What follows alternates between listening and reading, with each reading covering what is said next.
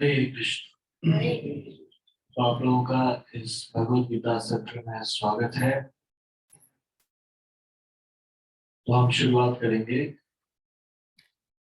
मंगलाचरण से। कृपया सभी लोग मेरे साथ बोलिए।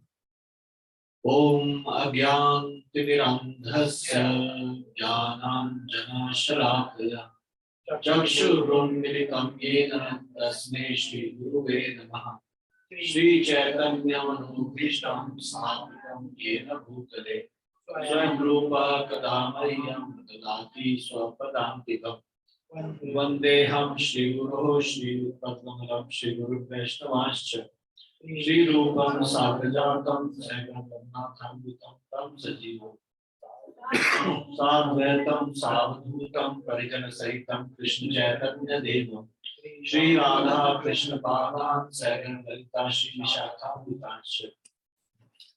हे कृष्ण करुणा सिंधो दीनबंधो जगत्पते गोपेश गोपिका कांत राधा कांत नमस्ते। तप्त कांचन गौरीश्वरी वृषभानुसुते देवी प्रणमामि हरिप्रिये। वाञ्छाकल्पतरुभ्यश्च कृपा सिन्धुभ्येव च पतितानां पावनेभ्यो वैष्णवेभ्यो नमो नमः। जय श्री कृष्ण चैतन्य प्रभु नित्यानंद श्री अद्वैत गदाधर शिवासादि गौर भक्तवृंद।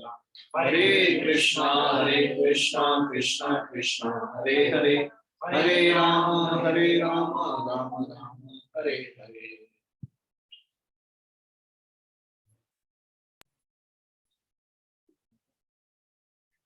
धन्यवाद।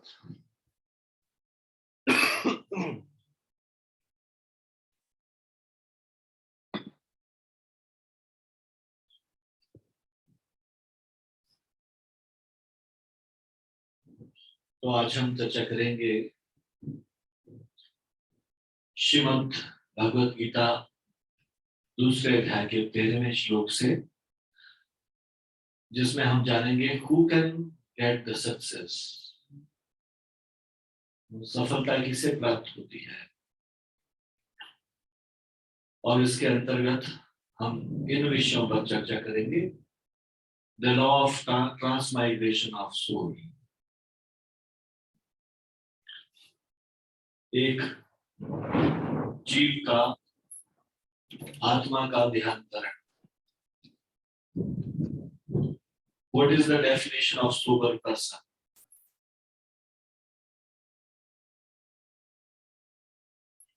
एक धीर पुरुष की क्या परिभाषा है? What is the difference between Supreme Lord and living entity? परम भगवान और जीवात्मा में क्या अंतर है? What are the root cause of happiness and distress? सुख और दुख का कारण क्या है? How to perform the prescribed duties? निर्देशित कर्म को किस प्रकार से करना चाहिए? Who can get the success? और सफलता किसे प्राप्त होती है? कृपया भगवत गीता के दूसरे अध्याय का 13वां श्लोक निकाल लीजिए।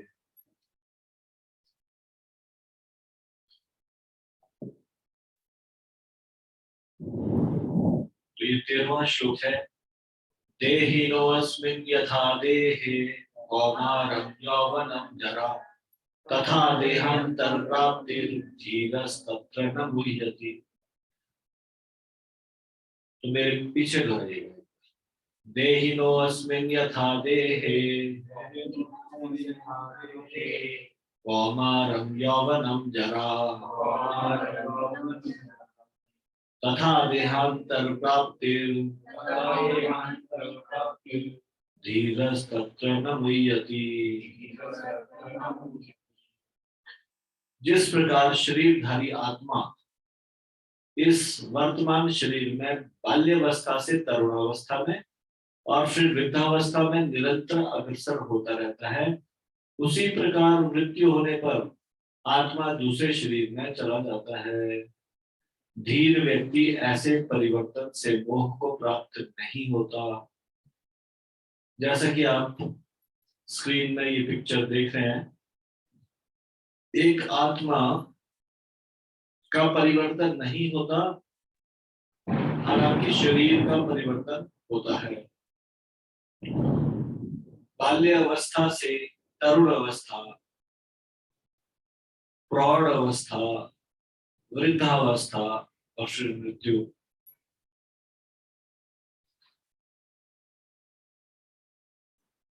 तो एक धीर व्यक्ति ऐसे परिवर्तन से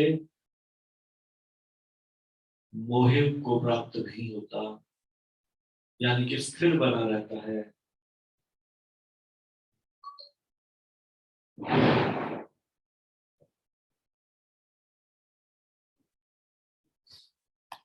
चाहे हम जितना भी प्रयास कर लें, लेकिन हम मृत्यु को रोक नहीं सकते। मृत्यु अटल सत्य है। कौन व्यक्ति चाहता है मृत्यु को प्राप्त होना?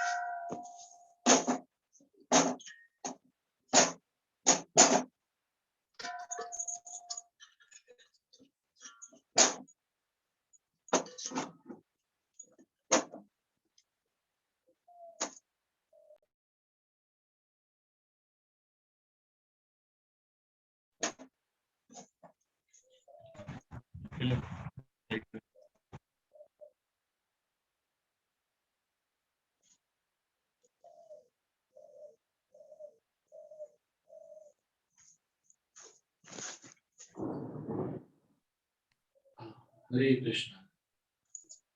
क्षमा कीजिएगा, यहाँ पे लाइट चली गई थी ऑनलाइन।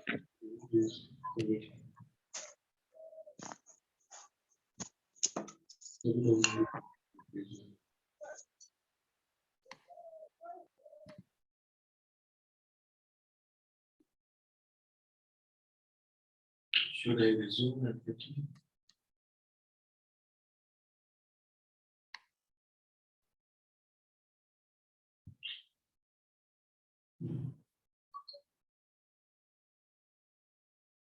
तो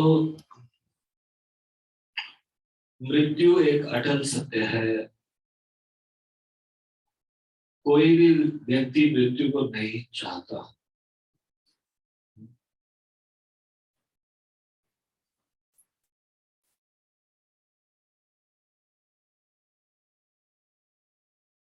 मृत्यु से कोई बच भी नहीं सकता। भगवान समय समय पर मृत्यु के आने के लिए पहले इशारा करते हैं। जैसे कान के पास सफेद बाल आ जाएंगे तो यमराज का इशारा होता है, अभी आप तैयारी शुरू कर दीजिए। कुछ समय के बाद ये शरीर त्यागना पड़ेगा। लेकिन फिर हम सोचते हैं, हम उस पर ध्यान नहीं देते, हम उस सूचना पे ध्यान नहीं देते और बालक को काला कर देते हैं।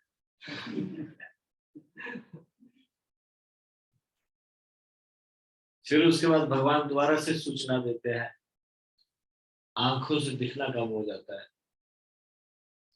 तो चश्मा लगाने से थोड़ा शर्म लगती है, थोड़ा सा बूढ़े दिखाई देते हैं, तो लोग कंटैक्ट लेंस से शुरू में हम ध्यान देंगे।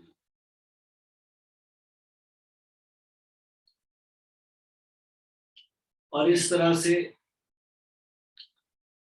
जब स्किन लूज होनी छूट जाती है तो धनी लोग प्लास्टिक सर्जरी का सहारा लेना शुरू कर देते हैं। मतलब हम सारी बातों को झुठलाते रहते हैं और सूचना हमें भगवान यमराज जी के द्वारा मिलती रहती है। इस संसार का मैं परिवर्तन एक ऐसा नियम है जिसे कभी टाला नहीं जा सकता। हम प्रतिक्षण अपना शरीर बदलते रहते हैं। अमेरिका में एक बार एक धनी व्यक्ति था। वो धन कमाने में और अपने बिजनेस को बाहर बढ़ाने में इतना व्यस्त था कि उसे पता ही नहीं चला कि जिंदगी कैसे बीत गई। छोटे बच्चों को लगता है समय क्यों नहीं बीतता, हम बड़े क्यों नहीं होते। लेकिन जो बूढ़े व्यक्ति है उनको लगता है जिंदगी कैसे इतनी जल्दी बीत गई, कैसे इतना जल्दी समय बीत गया, कैसे बुढ़ापा आ गया। स्कूल की बातें याद करें या फिर बचपन की बातें याद करें तो ये कल की घटना लगती है। वास्तव में समय बड़ा तेजी से निकल जाता है।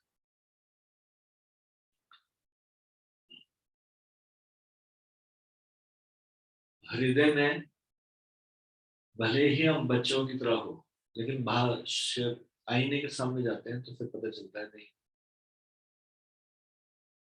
हमारी शक्ल बदलने लग गई है, हम वृद्ध होने लगे।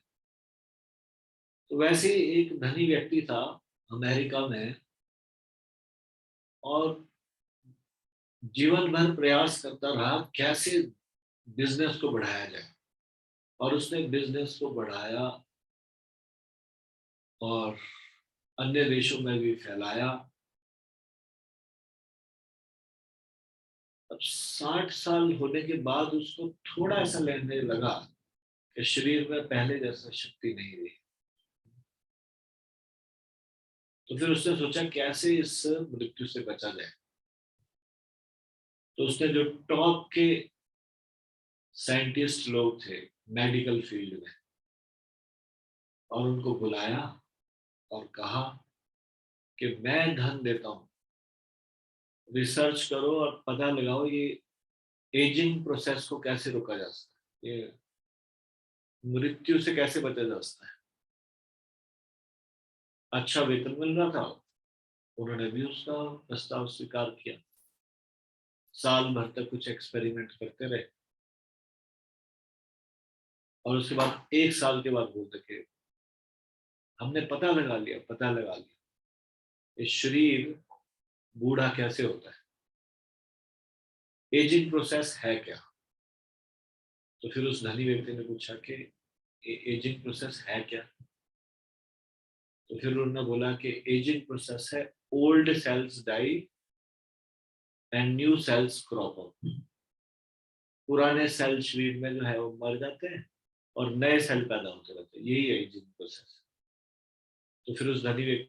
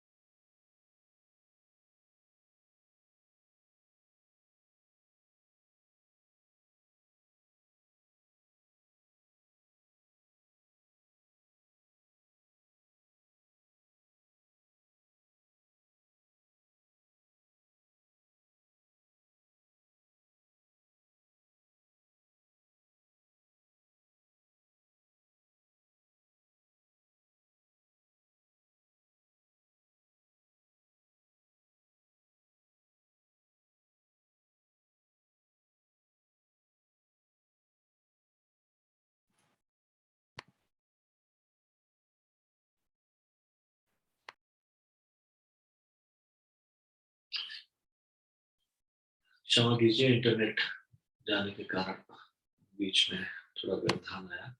तो हम चर्चा कर रहे थे उस अमीर व्यक्ति के बारे में जिसने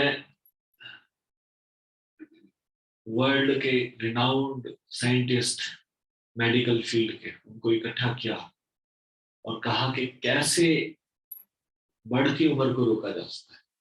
तो उन्होंने कहा कि एजिंग प्रोसेस के बारे में हमने पता लगा लिया। एजिंग प्रोसेस क्या है? New cells crop up, old cells dies. पहले old cells dies and then new cell crop up. पुराने जो हमारे शरीर में सेल है वो समाप्त हो जाते हैं और नए सेल बनते हैं। तो जो शरीर हमने बचपन में देखा है उससे टोटली भिन्न शरीर है ये। किस तरह से? जैसे मान लीजिए एक बहुत बड़ी बिल्डिंग बनी है, ईंटों की बिल्डिंग, जिसमें दुनिया भर की ईंटें लगी है। प्रतिदिन एक ईंट को निकाल दिया जाए और उसकी जगह नई ईंट लगा दी जाए, तो एक दिन ऐसा आएगा जब सारी की सारी पुरानी ईंटें रिप्लेस हो जाएगी नई ईंट से। लेकिन मकान वैसे ही दिखाई देगा क्योंकि एक एक ईंट निकाली जा रही है, एकदम से डिसमेंटल तो नहीं दिखाई देगा। उसी तरह से हमारे शरीर के कुछ सेल समाप्त हुए, कुछ नए प्रोड्यूस हुए, और इस तरह से ये शरीर बढ़ता गया बढ़ता गया। 10 साल में ऐसे कहा जाता है सारे सेल्स रिप्लेस हो जाते हैं। यानी कि 10 साल पहले हमारे शरीर में जितने भी सेल्स थे, और ये सेल्स सबसे छोटा यूनिट है, जैसे शरीर का अवयव है सबसे छोटा, इस तरह से जैसे चमड़ी, रक्त, हड्डी इत्यादि, ये सब का इकट्ठे हुए सेल्स से बने। तो सेल्स अगर निकाल दिए जाए, नए सेल्स लगाए जाए, तो शरीर पूरा परिवर्तित हो जाएगा 10 साल के बाद। तो जिस शरीर में हम बचपन में थे वो शरीर अभी नहीं है, ये टोटली डिफरेंट शरीर है जो अभी जिसमें हम हैं, और ये प्रतिक्षण बदलता जा रहा है।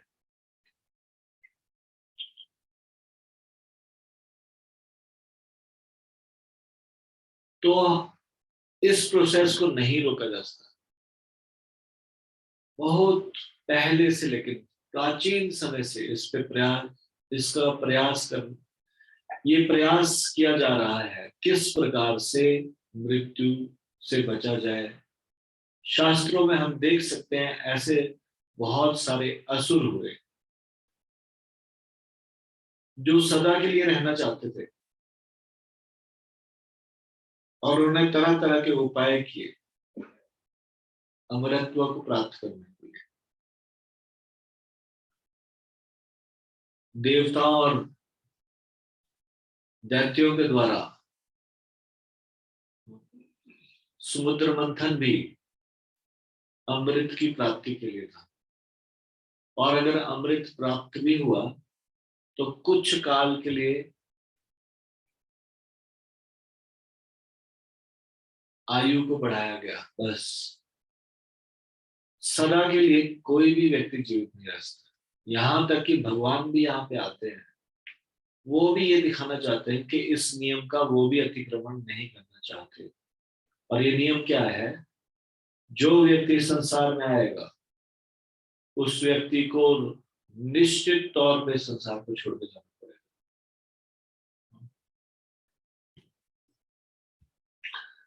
तो एक जो धीर व्यक्ति है वो जब अपने परिवार के सदस्य या अपने नजदीकी लोगों को ऐसे शरीर छोड़ते हुए देखता है तो वो विचलित नहीं होता, क्योंकि वो जानता है और उसने स्वीकार कर लिया होता है हृदय में कि कोई भी व्यक्ति कभी भी शरीर छोड़ सकता है। मैटीरियल वर्ल्ड में लोग तैयार ही नहीं होते ये मानने के लिए, या इस विषय में कभी बात ही नहीं करते। अगर कोई छोटा बच्चा अपने माता पिता से पूछे मृत्यु के विषय में तो माता पिता उसको बोल के चुप करा देते हैं। ऐसी बात नहीं करनी, अशुभ बात नहीं करनी, मरने के बारे में बात नहीं। ऐसा होता है ना, कोई मरने के बारे में जिज्ञासा भी करना चाहे कोई बच्चा तो माता पिता उसको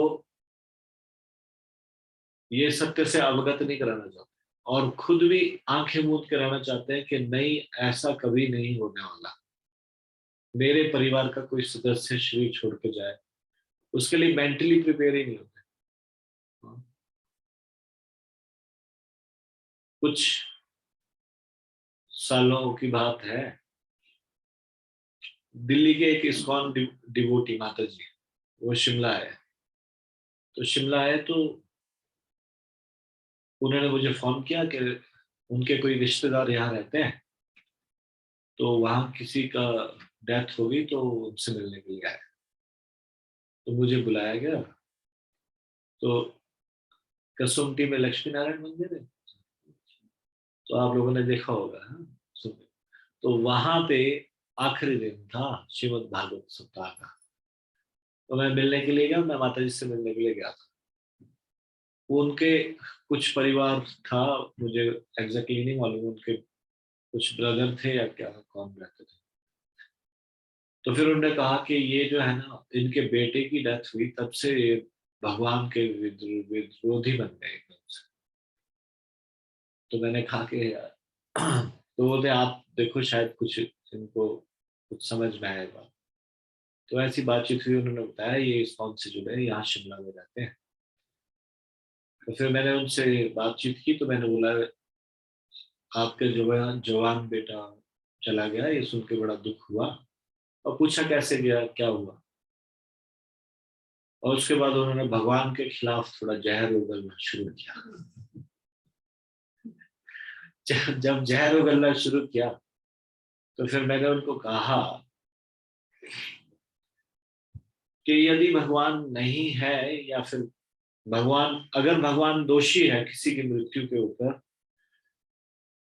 और मृत्यु क्यों हुई, भगवान ने क्यों, वो चला गया, भगवान ने क्यों नहीं बचाया, तो मैंने बोला फिर तो कोई भी व्यक्ति नहीं मरना चाहिए संसार में, सब अमर रहने चाहिए, कोई भी नहीं मरना चाहिए। तो बोलते ठीक है मरे, लेकिन बूढ़े होके मरे, ये क्या वो मतलब, जवान व्यक्ति, इतना जवान लड़का मर गया। तो मैंने बोला सब लोग अपने कर्मों के अनुसार मरते हैं।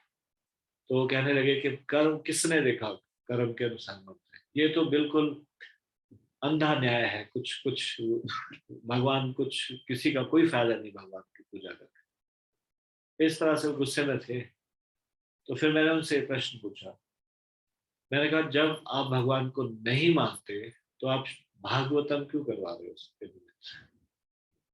ठीक है, मैं मान लिया भगवान गलत है, भगवान है नहीं, वो अच्छा ठीक से नहीं काम कर रहा, आप फिर श्रीमद् भागवतम क्यों करा रहे हो, फिर आपको नहीं कराना चाहिए। तो फिर वो सोच में पड़ गए इसका क्या उत्तर दिया। तो यानी कि कहीं ना कहीं फिर भी भगवान को मानते हैं, लेकिन क्रोध दिखा रहे, गुस्सा दिखा रहे भगवान के ऊपर, इसलिए टेढ़ा बोल रहे भगवान।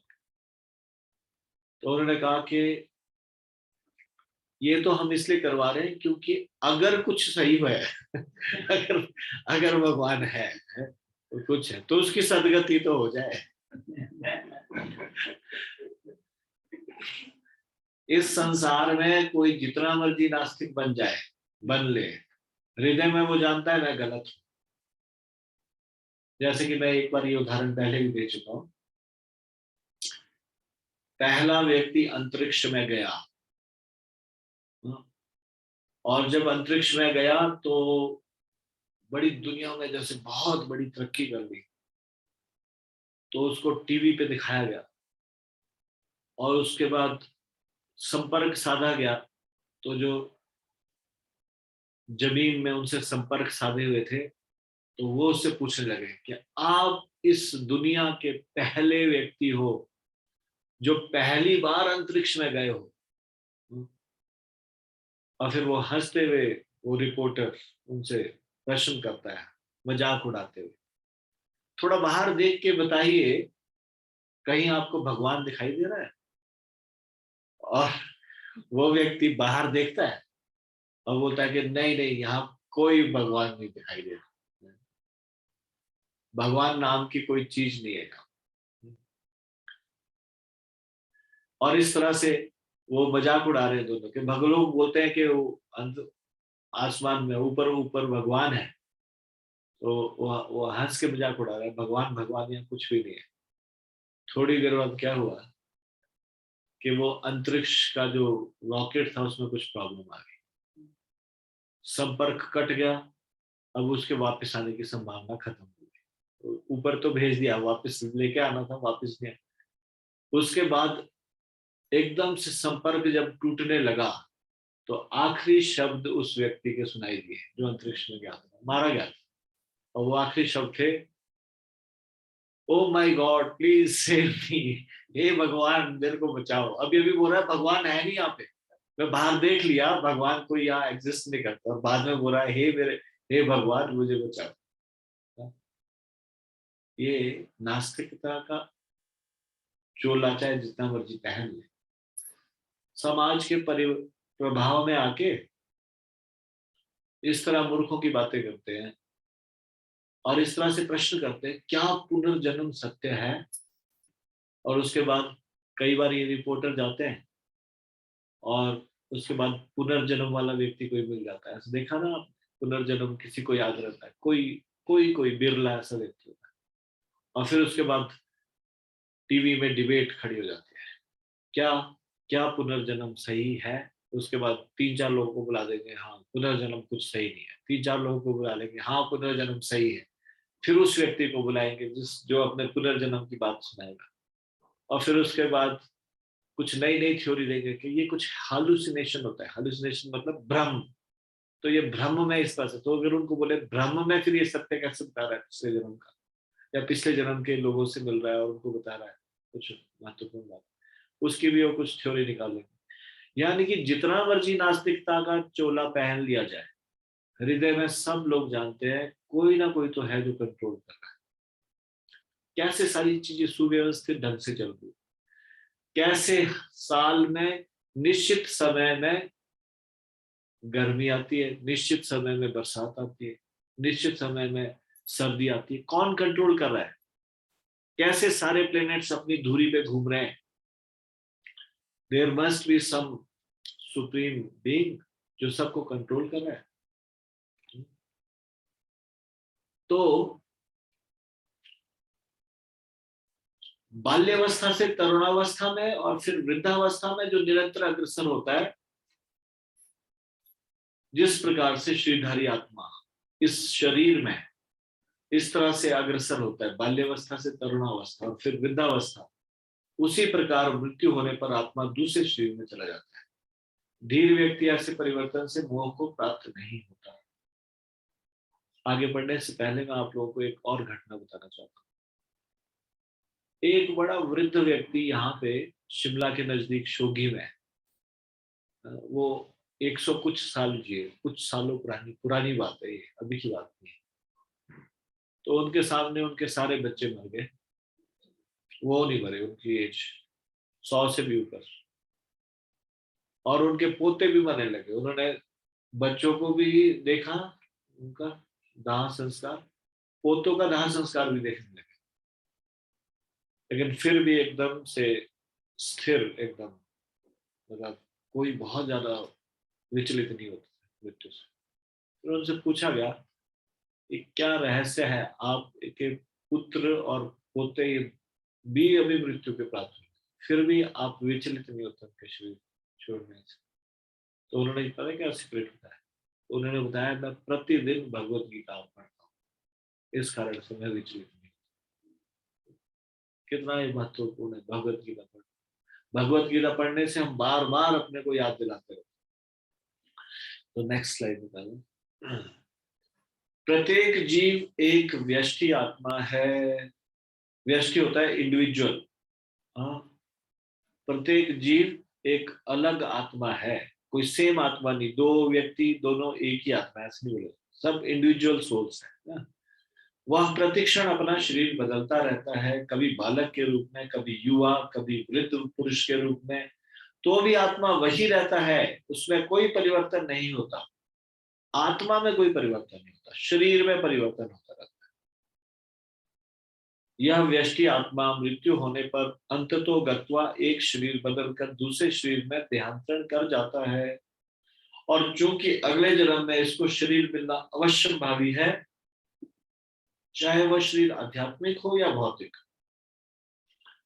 अगर अर्जुन के लिए ना तो भीष्म ना ही द्रोण के लिए शोक करने का कोई कारण था, अपितु उसे प्रसन्न होना चाहिए था कि वे पुराने शरीरों को बदलकर नए शरीर ग्रहण करेंगे और इस तरह वे नई शक्ति प्राप्त करेंगे। तो कभी कभी आपने देखा है कोई व्यक्ति इतना लाचार हो जाता है, बूढ़ा हो जाता है कि इतना कष्ट भोग रहा है, बेड पे पड़ा है, ना हिल पा रहा, ना सुन पा रहा, ना देख पा रहा, इतना बूढ़ा हो गया। परिवार वाले भगवान को प्रार्थना करते, हे भगवान इससे अच्छा तो आप उठा ही लो इनको, कम से कम इनका कष्ट तो दूर हो। देखा आपने इस तरह से लोग सोचते हैं ना इस तरह से।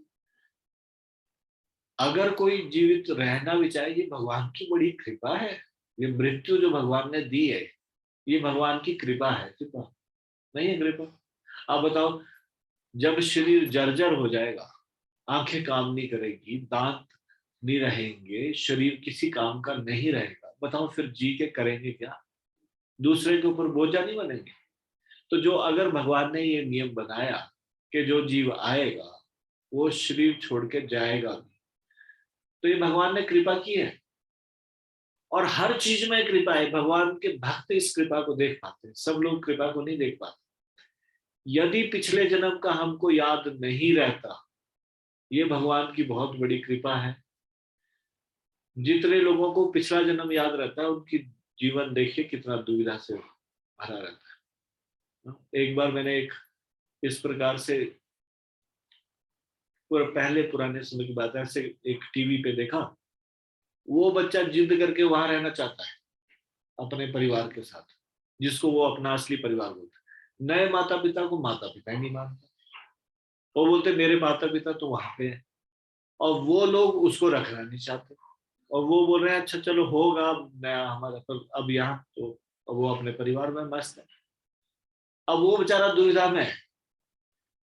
अब उसका हृदय तो है वहां, अटैचमेंट तो है पुराने परिवार में, नया परिवार उसको वो एक्सेप्ट नहीं कर रहा, और पुराने परिवार उसको एक्सेप्ट नहीं कर रहा, दोनों एक दूसरे को स्वीकार नहीं कर रहे। उसका जीवन कैसा हो गया? बीच में त्रिशंकु जैसा, ना इधर का ना उधर का। बताओ, अब बताओ, अगर हमें अगर पिछला जन्म याद रहता, तो क्या हम सामान्य जीवन जी पाते, अच्छे से रह पाते? परेशान हो जाते हैं हम लोग। हम लोग इस प्रकार से परेशान रहते हैं कि मन रहता वहां पे पुराने में, और फिर वहां पे जा नहीं सकते, वो लोग स्वीकार नहीं करते। मृत्यु के समय में कई लोग शिकायत करते हैं, पिछले जन्म का हमको याद क्यों नहीं रहता, नए सिरे से शुरू क्यों होता है सारा? भगवान ज्यादा बुद्धिमान है हमसे? भगवान ने जो व्यवस्था बनाई वो ज्यादा बेटर है, या जो हम सोच रहे हैं वैसा भगवान चले वो ज्यादा बेटर? तो फिर क्यों ना हम भगवान की योजना के साथ चलें? भगवान की योजना है कि हम भूल जाएं सारी चीजें, नया जीवन स्टार्ट करें। फिर कई बार सोचते हैं कि हमने जो पिछले जन्म में पाप किए, जिसके कारण हमको इस जन्म में कष्ट मिल रहा है, तो हमको याद अगर रहते तो फिर हम दोबारा पाप नहीं करते। ऐसे बोलते हैं ना कई लोग। कुछ लोग बोलते हैं हमें सजा किस चीज की मिल रही है, कोई अपंग हुआ तो क्यों अपंग हुआ? तो फिर जब बताया जाता है पिछले जन्मों के कर्मों के कारण, तो बोलते तो चलो कम से कम हमको कर्म याद तो रहता, याद रहता तो हम सोचते कि हाँ उस कर्म के कारण हमको सजा मिल गई। तो क्या ऐसी सजा देने का फायदा क्या जिसमें हमको याद ही नहीं कौन से कर्म की सजा दी जाए? ऐसे लोग बोलते हैं ना। तो भगवान ने शास्त्र दिए, भगवान ने साधु लोग दिए, जो हमको आके जगाते हैं, बताते हैं खराब कर्म मत करो। और फिर हम इतने नशे में रहते हैं उस समय। जैसे मान लीजिए कोई मांसाहार करता है, उसको बोला जाए ये मांसाहार करना कष्ट का कारण है, आपके जीवन में इससे कष्ट आएगा, तो फिर वो उस बात को अपने जीभ के स्वाद के लिए उसको अनसुना करना चाहिए। वो सोचता है छोड़ो, किसको क्या क्या हो, किसने देखा, किसने देखा? हम ये देख सकते हैं कुछ तो कोई ना कोई शक्ति निर्धारण करती होगी, क्यों कोई व्यक्ति कोई इस संसार में पैदा होता है जिसके लिए पहले से कंपनी का मालिक की गद्दी तैयार है, मतलब उसके पिताजी रिटायर करेंगे, वो गद्दी पे बैठ जाए। सोने का चम्मच के साथ वो पैदा हुए, मतलब सोने का चम्मच पहले से तैयार है उसके लिए। और कुछ लोग जो पैदा हुए वो भिखारी के पेट से पैदा हुए। जब उन्होंने होश संभाला तो फिर उनको ये समझ में आया कि उनके माता भी हाथ फैलाते थे लोगों के साथ। तब कोई रोटी देता था, कोई पैसा देता था, उन्होंने भी यही सीखा, हाथ फैलाने से कुछ मिलता है, और बचपन से ये चीज सीखी। एक जीव जो भिखारी के यहाँ पैदा हुआ, और एक जीव जो इतना संस्कारी परिवार में या फिर धनी परिवार में पैदा हुआ, तो कुछ तो गवर्न करती होगी चीज। कोई कोई तो इसके पीछे इसको देखता होगा, अदरवाइज तो ये इनजस्टिस है किसी के साथ, जस्टिस है किसी के साथ, इनजस्टिस है किसी के साथ, तो किसी को मतलब ये तो अचानक से क्या ये हिट एंड ट्रायल मेथड है कि जैसे कि एक पर्ची निकाल ली जाए कि क्या किया जाए इसके साथ, है? तो उसके साथ तो किसी के साथ न्याय नहीं हो पाएगा। तो न्याय तो सबके साथ होता है, और सबको जिस भी परिवार में भेजा जाता है उनके पिछले जन्मों के कर्मों के अनुसार भेजा जाता है। जो लोग ये कहते हैं कि हमें पिछले जन्म का याद क्यों नहीं, तो उनको ये सोचना चाहिए कि जो भी भगवान कर रहे हैं वो बिल्कुल एकदम से परफेक्ट कर रहे हैं, उनकी योजना परफेक्ट है। हमको पिछला जन्म याद रहे या फिर हमको पिछले अपने, मान लीजिए कोई सुअर के शरीर से आया है अभी पूरा 84 लाख की योनि, अब उसको वो याद रह जाए कि मैं मल में रहता था, वो तो ग्लानि से मर जाए। अरे मैं ऐसा करता था, मैं इतना गंदा, कैसे कैसे पिछले जन्म में मुझे शेर ने खाया था, बताइए। वो तो दुख दुख में ही मर जाए, बताओ तो उसको क्या याद रहना चाहिए वो पिछला जन्म? पिछले जन्म के कर्म याद रहने चाहिए? नहीं रहने चाहिए। हाँ, उसको ये पता चलना चाहिए कि कर्मों के फल कब मिलता है, जो हम खराब कर्म कर रहे हैं उसकी सजा मिलती है, इतना जानना उसके लिए पर्याप्त है। उसके लिए ये जानना पर्याप्त नहीं है उसके लिए कि उसने कौन से खराब कर्म किए। और कुछ लोग ज्योतिषियों के चक्कर में रहते हैं कि ज्योतिष से पता चल जाए कैसे हमारी स्थिति सुधर जाए। जो भगवान के भक्त है वो ज्यादा ज्योतिषियों के चक्कर में रहते। क्यों? भगवान कृष्ण की भक्ति करेंगे उससे सारी चीजें सही होनी शुरू हो जाएगी। ये जितने भी ग्रह नक्षत्र है ना, ये भगवान की मर्जी के बगैर, और भगवान जब वो भक्त देखते हैं किसी को तो अपना दुष्प्रभाव कम कर देते हैं। इसलिए कम कर देते हैं कि वो भगवान का प्रिय है, इसलिए ये ग्रह नक्षत्र उस व्यक्ति को कष्ट नहीं पहुंचाते। इसलिए माता पिता भी घर में ये समझते हैं और उनके बच्चों को भी ये सिखाते हैं कि भगवान की भक्ति करना चाहिए, भगवान के ऊपर डिपेंडेंट रहना चाहिए। इस तरह से वो पूरी तरह कृष्ण के ऊपर निर्भर है। जिनको लगता है कि I can change my destiny, मैं सब कुछ परिवर्तन कर सकता हूँ, वो सोचते हैं कि मैं पिछले जन्म में चाहे जो मर्जी किया हो, अब मैं इसको कैसे चेंज करूँ, कुछ चेंज करता हूँ। जो सचेत रहते हैं वो सावधान रहते हैं, अगला जन्म कैसे बिताना है, अगला जन्म मीन्स अगला जन्म कैसा होगा, ये जन्म कैसा बिताना है। Slide, next slide.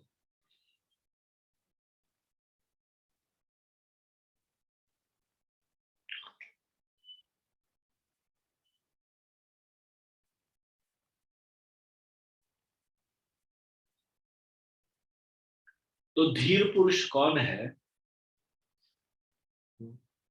ये यहाँ पे बताया जा रहा है। ऐसे शरीर परिवर्तन से जीवन में किए कर्म के अनुसार नाना प्रकार के सुखा को भोग या कष्टों का लेखा हो जाता है।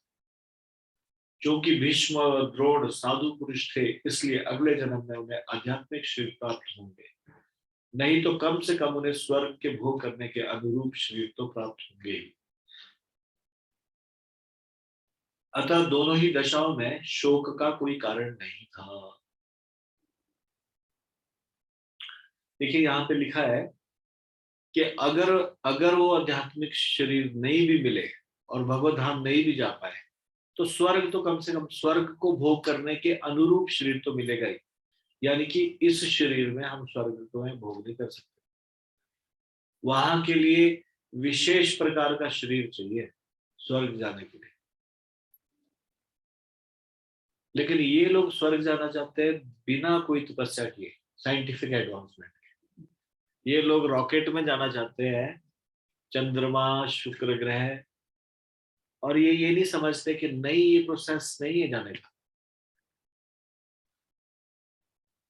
जैसे त्रिशंकु की घटना सुनी आपने, त्रिशंकु की कथा। एक व्यक्ति था त्रिशंकु, वो वशिष्ठ जी के पास गया और उसने कहा कि मेरी हृदय की इच्छा है कि मैं इसी शरीर में स्वर्ग जाऊं। तो उन्होंने कहा कि नहीं, उसके लिए तो तभी एंट्री है यदि अगर हम पुण्य कर्म करेंगे। पुण्य कर्म करेंगे तो हमको ऐसा शरीर प्राप्त होगा जिससे हम स्वर्ग को भोग सकें। तो उसने कहा कि नहीं, मैं इसी शरीर में जाना चाहता हूँ, आप यदि आपकी तपस्या में इतना बल है तो आप मुझे भेज दीजिए। तो वो क्यों भेजने लगे थे? वो व्यक्ति ने कोई पुण्य इतने कमाए नहीं जिस कारण वो स्वर्ग जाए। और ये निर्धारण कौन करेगा? ये निर्धारण करेगा चित्रगुप्त जी और यमराज जी। तो वो बीच में क्यों पढ़ने लगे? तो उन्होंने कहा, उन्होंने इस चीज को नहीं मना किया कि अपने तपोबल को इस्तेमाल करके। अब ये व्यक्ति थोड़ा, इसको मालूम था और इस चालाकी से ऐसा कार्य किया कि वशिष्ठ जी और विश्वामित्र में आपस में कुछ अनबन है। तो बोला कि विश्वामित्र जी की शरण में गया और कहने लगा कि वशिष्ठ जी भी नहीं भेज पाए मुझे, वो आपके जैसे तपस्वी थोड़ी नहीं, आप तपस्वी है और उनको मैंने प्रार्थना किया लेकिन वो मुझे स्वर्ग नहीं भेज पाए।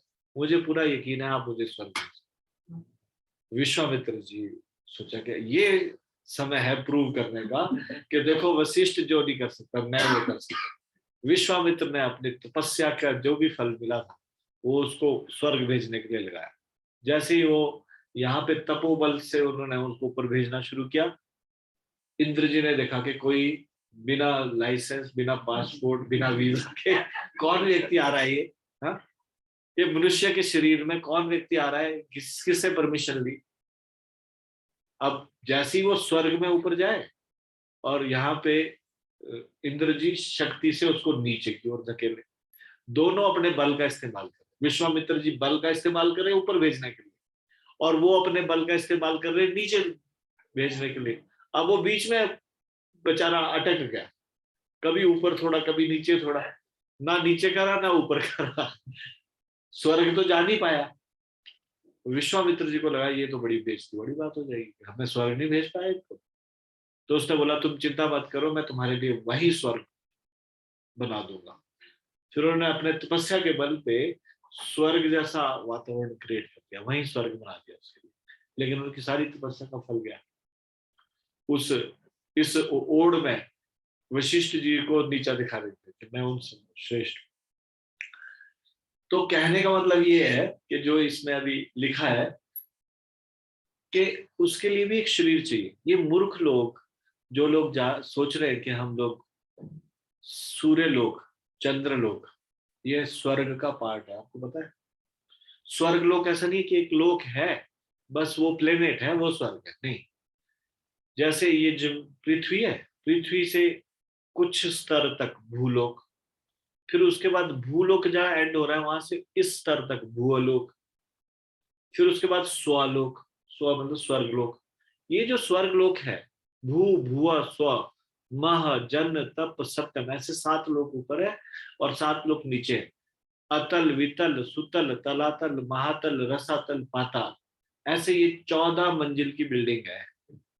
ठीक है, आप कहाँ पे हो? बीच में, त्रिशंकु की तरह नहीं स्थिर हो, भूलोक में हो। त्रिशंकु को तो बीच में उठाया। आप सुनते हो ना त्रिशंकु सरकार।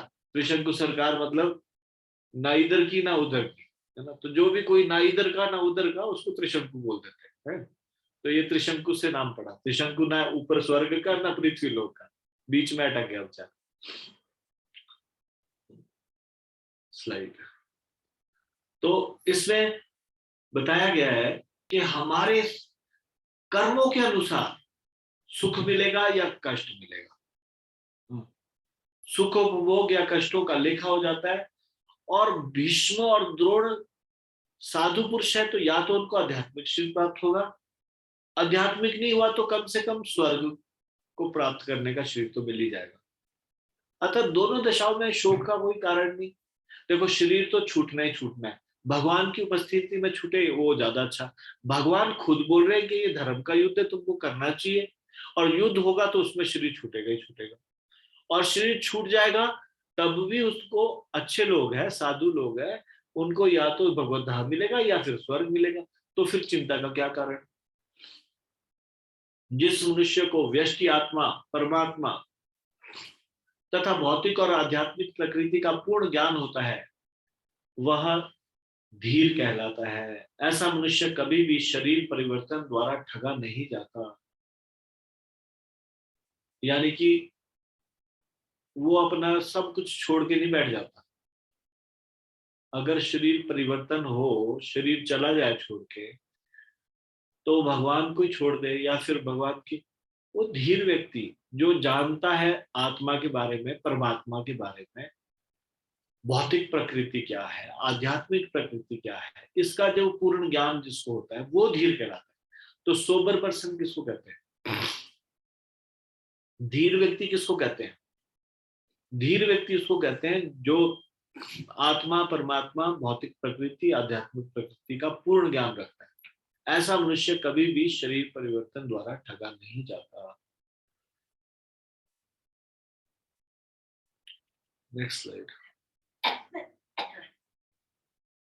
आत्मा के एकात्मवाद का मायावादी सिद्धांत मान्य नहीं हो सकता, क्योंकि आत्मा के इस प्रकार विखंडन से परमेश्वर विखंडनीय या परिवर्तनशील हो जाएगा, जो परमात्मा के अपरिवर्तनीय होने के सिद्धांत के विरुद्ध होगा। एकात्मवाद क्या है? आत्मा का एकात्मवाद क्या है? कुछ लोग बोलते हैं आत्मा और परमात्मा एक ही है।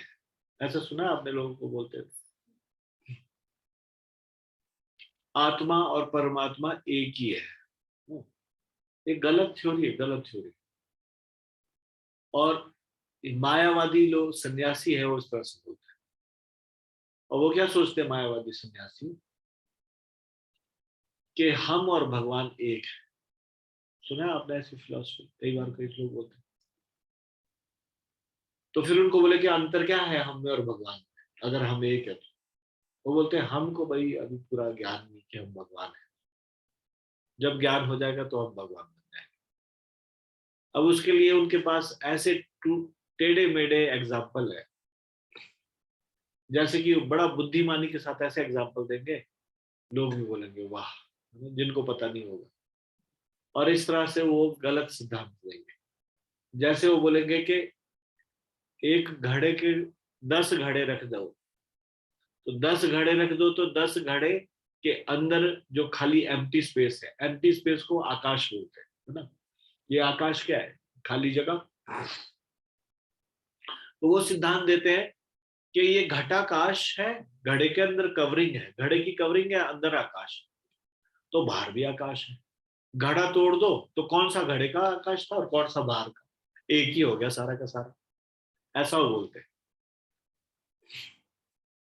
तो ये वो लॉजिक देते हैं। वो बोलते हैं हम और भगवान एक, हम शरीर के अंदर ये कवरिंग में है और भगवान सारे में सर्वत्र है। ये शरीर गया और जैसे वो आकाश एक हो गया वैसे हम भी एक हो गए। लेकिन ये गलत सिद्धांत है, ये सही नहीं है। हमारे शरीर के अंदर दो चीजें विद्यमान है, आत्मा ही नहीं है, सिर्फ दो है, एक आत्मा और एक परमात्मा। दोनों हर समय मौजूद है। और चाहे हम मनुष्य का शरीर छोड़ के कीड़े मकोड़े के शरीर में भी चले जाए, तब भी भगवान इतने कृपालु है कि हमें अकेला नहीं छोड़ते। साथ में भगवान हमेशा इंतजार करते रहते हैं हमारे लिए कि हम कैसे, हम कुछ भी कर पा रहे हैं। या हाथी के अंदर सूंड से वृक्ष को तोड़ने की शक्ति है, वो भगवान के द्वारा दी गई है। चींटी के अंदर अपने से 4 गुना या 5-6 गुना वजन उठाने की शक्ति है, वो भगवान के द्वारा दी गई है। आत्मा को जो भी शक्ति प्राप्त होती है वो परमात्मा के द्वारा होती है, परमात्मा उनके साथ मौजूद है इसलिए। आत्मा और परमात्मा नहीं है। कठोपनिषद में बताया गया है जैसे एक पेड़ पे दो तोते हो, ऐसे एक शरीर के अंदर दो आत्मा और परमात्मा। ये दो तोते से इनकी तुलना की। शरीर मान लो एक वृक्ष है, एक तोता दूसरे तोते का इंतजार कर रहा है कब वो उनकी तरफ मुड़े, और दूसरा तोता व्यस्त है, कभी मीठे फल खा रहा है, कभी कड़वे फल खा रहा है। तो जो मीठे फल खा रहा है, कड़वे फल खा रहा है, ये है आत्मा। कभी सुख भोग रहा है, कभी दुख भोग रहा है। मीठे फल मतलब सुख, कड़वे फल मतलब दुख। और दूसरा साक्षी बन के केवल उसको देख रहा है क्या कार्य करे। भगवान से कुछ नहीं छुपा हुआ। हमारे मन में अच्छे विचार आए तो भगवान पढ़ पा रहे, हमारे मन में खराब विचार आए तो भगवान पढ़ पा रहे। हम सोच रहे हैं कोई नहीं देख रहा है हमको, हम अकेले में कुछ गलत कार्य कर रहे हैं, भगवान अंदर मौजूद होकर साक्षी होकर सारी चीजें नोट करते। कोई चीज छिपी नहीं रह सकती। कई बार हम सोचते हैं कोई व्यक्ति अगर पाप कार्य करे तो उसका साक्षी कौन? उसके साक्षी बहुत सारी चीजें। सूर्य की रोशनी सूर्य देव ने देखा, हवा है वहां पे तो पवन देव ने देखा, सब ने देखा। और अंदर भगवान में मौजूद है, वो सारी चीजों को नोट कर रहे हैं हमारे मन में क्या चल रहा है, हम क्या अच्छे कार्य कर रहे हैं क्या। तो भगवान से हम छुपा ही नहीं सकते कोई भी चीज। तो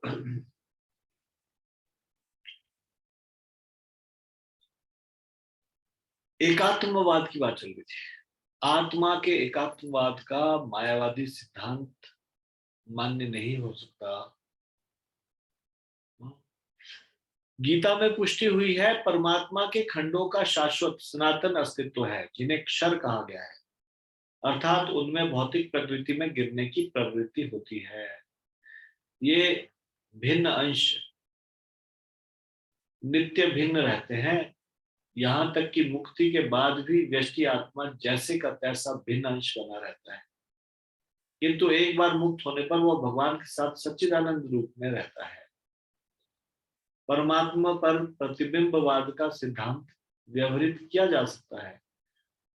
जो प्रत्येक शरीर में विद्यमान रहता है यह व्यष्टि जीव से भिन्न होता है। तो भगवान में और आत्मा में क्या अंतर है?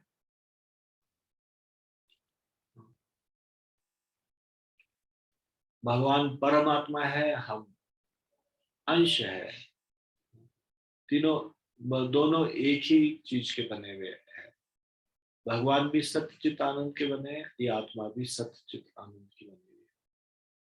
Next slide.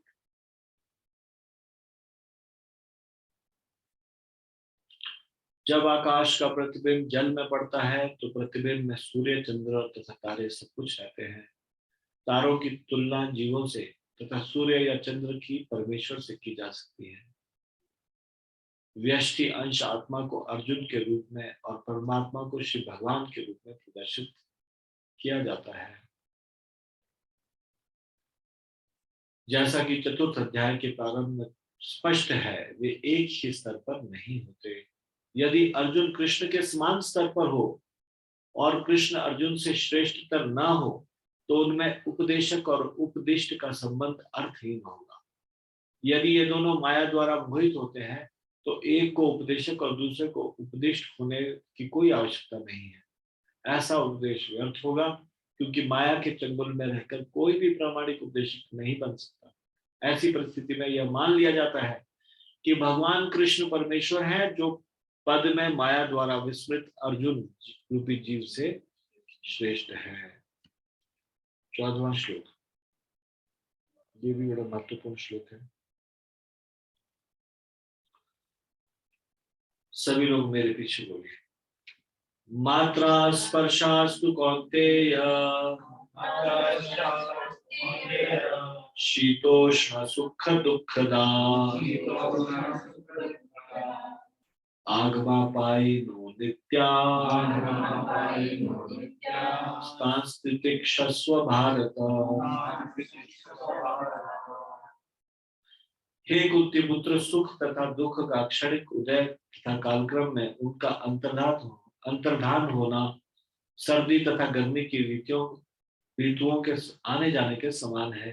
हे भरतवंशी, वे इंद्रिय बोध से उत्पन्न होते हैं और मनुष्य को चाहिए कि अविचल भाव से उनको सहन करना सीखे।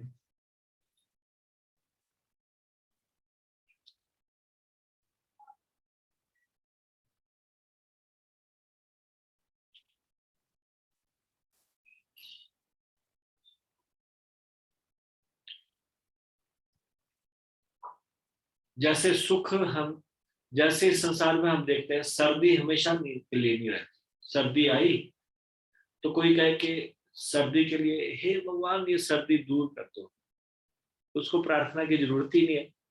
सर्दी कुछ समय में दूर हो ही जाती, नहीं हो जाएगी कि नहीं। वैसे गर्मी आए और कोई सोचे गर्मी से बड़ी परेशानी, गर्मी दूर हो जाए, तो गर्मी भी परमानेंट नहीं, सर्दी भी परमानेंट। इस संसार में दुख और सुख परमानेंट नहीं है। दुख आएगा और पक्का जाएगा भी जाएगा। नहीं, देखो हमारे, अगर हम बचपन में किसी हमारे परिजन की मृत्यु को याद करें, उस समय कितना दुख लगा होगा। तो बताओ आज है क्या वो दुख? नहीं ना। समय बीतता है, दुख कम हो जाता है ना, चला जाता है, और सुख भी चला जाता है।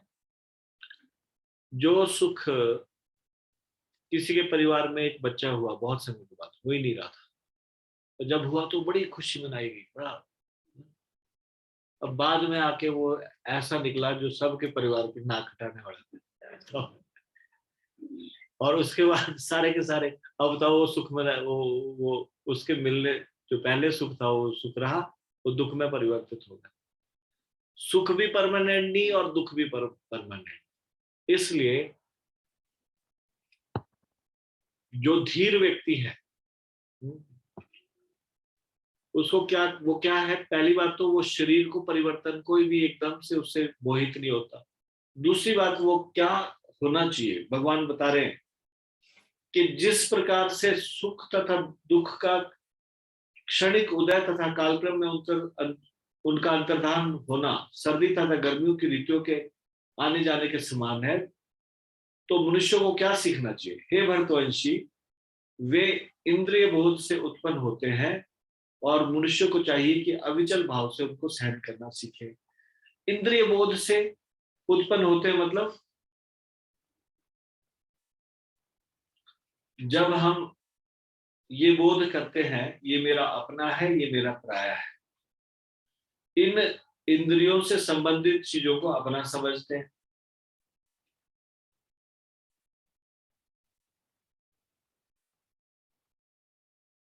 तो उससे हमको लगता है कि कोई चीज सुख हुआ और किसी से दुख हुआ। देखिए, किसी घटना के घटने से सुख या दुख नहीं होता, उस घटना के विषय में हम क्या सोचते हैं, कैसा समझते हैं उस चीज को। जब हम किसी को अपना मानते हैं तब उसके मरने पे हमको दुख होता है। जब हम किसी को शत्रु मानते हैं उसके मरने पे हमको जरा भी दुख नहीं होता, कोई आंसू बहाता है। बल्कि देवता लोग फूल बरसाते हैं जब किसी असुर का वध होता है ना, खुश होते हैं किसी के में। कोई दुखी हो रहा है, कोई सुखी हो रहा है। बताओ एक ही घटना से दो लोगों को अलग अलग इफेक्ट कैसे हो रहा है। किसी को सुख हो रहा है, किसी को दुख हो रहा है।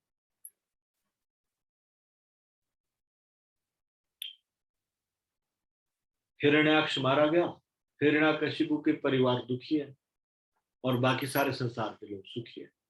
एक घटना तो एक ही है, लेकिन हमारा इंद्रिय बोध क्या है, ये मेरा अपना है, ये मेरा अपना है। क्या चीजें, क्या चीज मेरी है, what belongs to me, what does not belongs to me. ये द्वैत है इस संसार में, डुप्लीसिटी है, ड्युअलिटी है, डुअलिटी है। तो ये जो द्वैत है, इसके कारण ये सुख या दुख पैदा होता है। असलियत में ना कोई चीज हमको प्रसन्न कर सकती, ना कोई हमको दुखी कर सकती। दुखी भी नहीं कर सकती, और प्रसन्न मतलब इस संसार की चीजों से क्या प्रसन्न। मान लीजिए एक साधु को कोई राजा आके सोने की अशर्फियां भर के दे दे, साधु उसकी तरफ देख भी नहीं रहा, उसको चाहिए ही नहीं। वो बताओ वो अशर्फियां उसको सुखी नहीं कर पा रही। एक दूसरे व्यक्ति को, किसी गृहस्थ को मिल जाए, वो बहुत खुश हो जाएगा। तो कोई घटना ना तो हमको सुखी कर सकती, ना कोई दुखी कर सकती। ये सारी घटनाएं इंद्रिय बोध से उत्पन्न होती है, सुख या दुख। तो मनुष्य को चाहिए कि अविचल भाव से उनको सहन करना सीखे।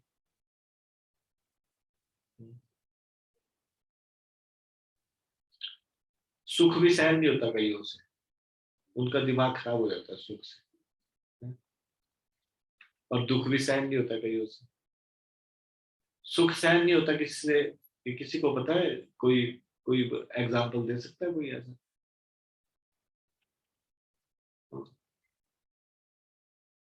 सुख सुख भी सहन करना कई बार, मतलब स्टेबल स्टेबल नहीं रह पाना, मतलब इतना उत्तेजित हो जाना, इतना एक्साइटेड हो जाना सुख सुख मिलने पे।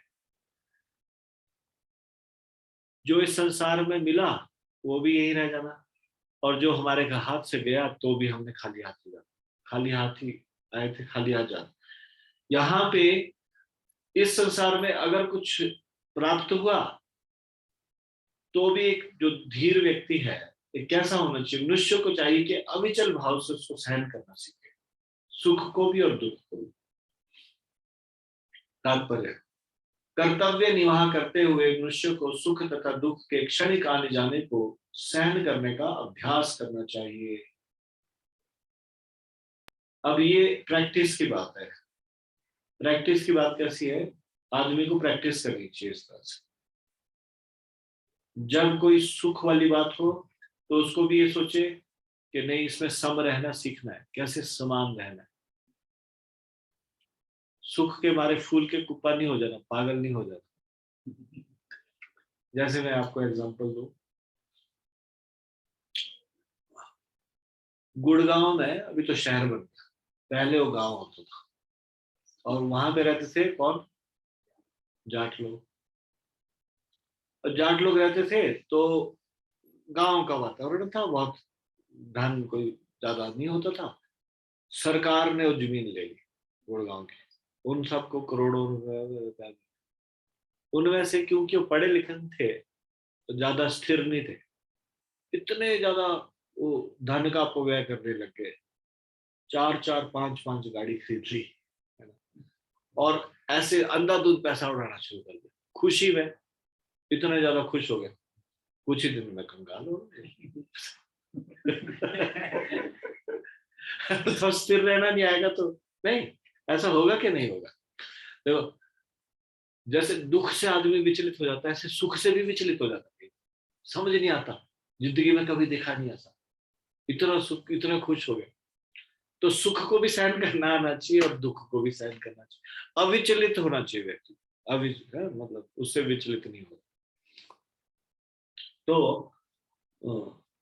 कर्तव्य निर्वाह करते हुए मनुष्य को सुख तथा दुख के क्षणिक आने जाने को सहन करने का अभ्यास करना चाहिए। वैदिक आदेशानुसार मनुष्य को माघ जनवरी फरवरी के मास में भी प्रातः काल स्नान करना चाहिए। उस समय अत्यधिक ठंड पड़ती है, किंतु जो धार्मिक नियमों का पालन करने वाला है वह स्नान करने में तनिक भी झिझकता नहीं। इसी प्रकार एक गृहिणी भीषण से भीषण गर्मी में ऋतु में मई जून के महीनों में भोजन पकाने से हिचकती नहीं।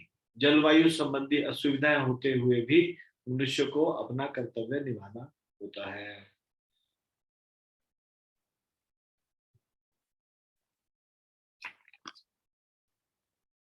इसी प्रकार युद्ध करना क्षत्रिय का धर्म है। अगर उसे अपने किसी मित्र या परिजन से भी युद्ध करना पड़े तो उसे अपने धर्म से विचलित नहीं होना चाहिए। मनुष्य को ज्ञान प्राप्त करने के लिए धर्म के विधि विधान पालन करने होते हैं, क्योंकि ज्ञान तथा भक्ति से ही मनुष्य अपने आप को माया के बंधन से छुड़ा सकता है। अर्जुन को जिन दो नामों से संबोधित किया गया है वे भी महत्वपूर्ण हैं।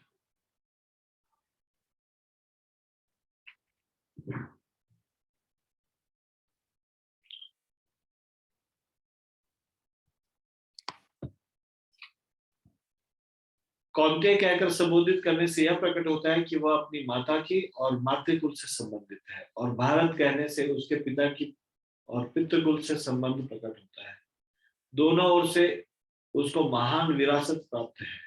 महान विरासत प्राप्त होने के फलस्वरूप कर्तव्य निर्वाह का उत्तरदायित्व आ पड़ता है। अतः अर्जुन युद्ध से विमुख नहीं हो सकता।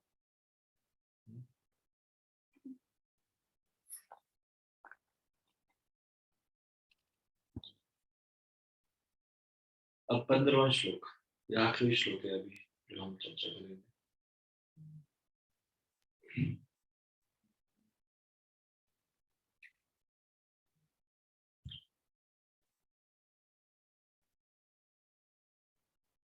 मेरे पीछे बोलेगा, या ही ना यथयन्ते ते पुरुषं पुरुषर्षभः सम्म दुःख सुखं धीरं सोमृतत्वाय कल्पते।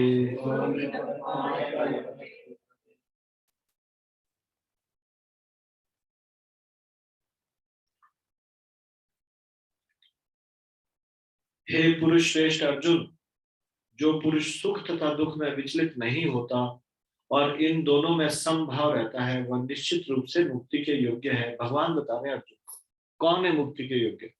मुक्ति के लिए वो योग्य है जो दोनों सुख और दुख में विचलित नहीं होता। अब हमको अपने को देखना चाहिए कि क्या हम सुख और दुख में विचलित होते हैं या नहीं। यानी कि अगर हम सुख और दुख में विचलित होते हैं तो हम अभी भगवत धाम जाने के योग्य नहीं है। जो व्यक्ति दुख से इतना पीड़ित रहेगा और वो संसार में जो खो गया उसी के बारे में सोचता रहेगा, तो वो जो उसकी इच्छा है कि ये मुझे प्राप्त होना चाहिए था, भगवान उसको वापस भेज देंगे। ठीक है, क्या चाहते हो? इस जन्म में तुम्हारा हाथ से जमीन निकल गई, तुम उसको प्राप्त करना चाहते हो, तो ठीक है, एक और जन्म दो, फिर तुम जमीन ही प्राप्त करते हो। इस जन्म में तुम चाहते थे कि तुम सबसे ज्यादा अमीर व्यक्ति हो, तो तुम्हारी इच्छा पूरी नहीं हुई, तो फिर तुमको दोबारा जन्म लेना चाहिए। दोबारा अगले जन्म में आओ, फिर से मेहनत करो, प्रयास करो। जो भी अपूर्ण इच्छा रह जाएगी, वो अपूर्ण इच्छा को पूर्ण करने के लिए दोबारा जन्म लेना पड़ेगा। आध्यात्मिक इच्छा पूर्ण हो सकती है भगवत धाम में, इसलिए भक्त लोगों की आध्यात्मिक इच्छा होती है। आध्यात्मिक इच्छा क्या होती है? भगवान की सेवा कैसे किया जाए बढ़िया से। इस विषय में मुझे एक स्टोरी याद आ रही है, तो उसकी स्टोरी अभी पहले इसको पढ़ लेते हैं, अगर समय बचेगा तो स्टोरी। अपूर्ण इच्छा, जो कोई इच्छा अपूर्ण रह जाती है। देखिए, मान लीजिए मरते समय किसी के मन में ये इच्छा रह गई, मैं मरने जा रहा हूं, अगर मैं मर गया तो मेरी पत्नी का क्या होगा, और पत्नी का ही चिंतन कर रहा है। उसको अगले जन्म में स्त्री का शरीर प्राप्त होगा, स्त्री का चिंतन करते हुए, और फिर उसके कर्मों का भी लेखा जोखा देखा जाएगा। और हो सकता है उसने अच्छे कर्म नहीं किए, उसको इस जन्म में कुकर का शरीर प्राप्त होगा। मान लो उसने अच्छे कर्म नहीं किए, तो फिर उसको घर में अटैचमेंट थी, तो उस घर में ही बन के आ जाता है। जहां अटैचमेंट हो वहां भगवान भेज देते हैं। मतलब अच्छे कर्म किए होंगे तो जरूरी नहीं।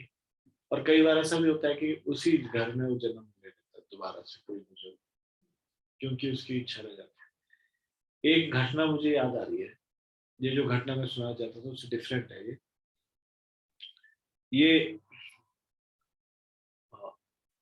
गढ़वाल की बात है, और ये एकदम से उन उन भक्त ने ही मुझे बताया, एक भक्त ने मुझे दिल्ली में बताया, उनके साथ ये घटना हुई। वो 3 बच्चे हैं, मुश्किल से उनमें 1.5 2 साल का फर्क है, और जब वो बिल्कुल छोटे थे, जब सबसे छोटे वाला बिल्कुल गोद में ही था अभी, तो उनकी माता जो है ना वो मर गई। जब मर गई तो वो यही सोचती रही कि इसके बाद जो है ना इनका क्या होगा।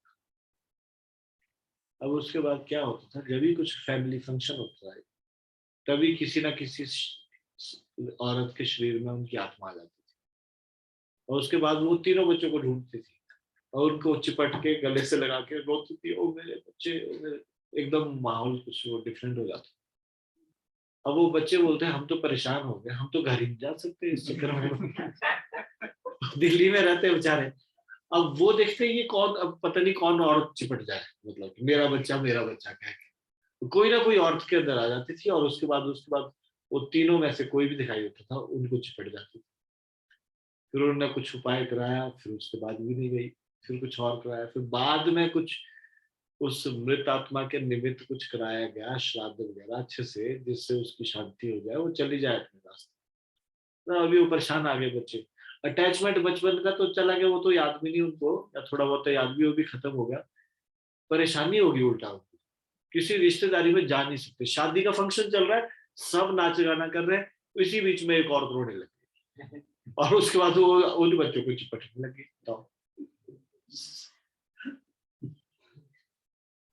तो ये जहां हमारे वो रह जाती है, क्या बोलते हैं, इच्छा रह जाती है, अपूर्ण इच्छा, भगवान अपूर्ण इच्छा पूरी करने की। अब वो हो सकता है वो अकाल मृत्यु हो, नया शरीर प्राप्त ना हुआ हो, आकाश में कहीं पे अंतरिक्ष में घूम रही हो आत्मा, पर कहने का मतलब ये है कि जो हमारी अपूर्ण इच्छा है उसको पूरा करने के लिए आना। तो भक्त लोग क्या करते हैं, आध्यात्मिक इच्छा रखते हैं, भौतिक इच्छा नहीं रखते। भौतिक इच्छा में वो संतुष्ट रहते हैं, दिया भगवान ने तो ठीक, नहीं दिया तो ठीक, जाहे विधि राखे राम, ताहे विधि रही, सीताराम सीताराम सीताराम कही है। आप हरे कृष्णा नाम बोलिए।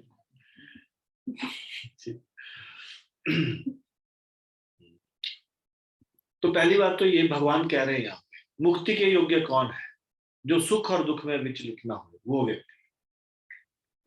सुख से उसका दिमाग ना चढ़ जाए सातवें आसमान पे, वो सारे संसार को नीचा समझना शुरू कर दे, और दुख में वो इतना विचलित ना हो जाए कि भगवान कुछ कर ही नहीं पा। तात्पर्य, जो व्यक्ति आत्म साक्षात्कार की उच्च अवस्था प्राप्त करने के लिए दृढ़ प्रतिज्ञ है और सुख तथा दुख के प्रहारों को संभाव से सह सकता है। देखिए यहाँ पे सुख को भी प्रहार बताया गया। प्रहार मतलब हमारा आत्म साक्षात्कार के रास्ते में प्रहार है, उसको सहन करना आना चाहिए। वह निश्चय ही मुक्ति के योग्य है। वर्णाश्रम धर्म में चौथी अवस्था अर्थात संन्यास आश्रम कष्ट साध्य अवस्था है, किंतु जो अपने जीवन को सचमुच पूर्ण बनाना चाहता है वह समस्त कठिनाइयों के होते हुए भी संन्यास आश्रम अवश्य ग्रहण करता है।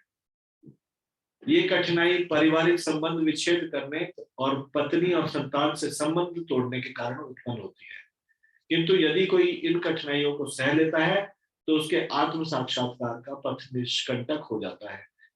आजकल तो ये देखा गया है कि जब बूढ़े होते हैं तो फिर बूढ़े होने के बावजूद अटैचमेंट इनका ज्यादा बढ़ जाता है। उसके बाद वो क्या बोलते हैं, बस एक ही इच्छा रहेगी मन में, पोते की शादी मेरे सामने हो जाए बस। देखा है आपने, देखा है इस तरह से?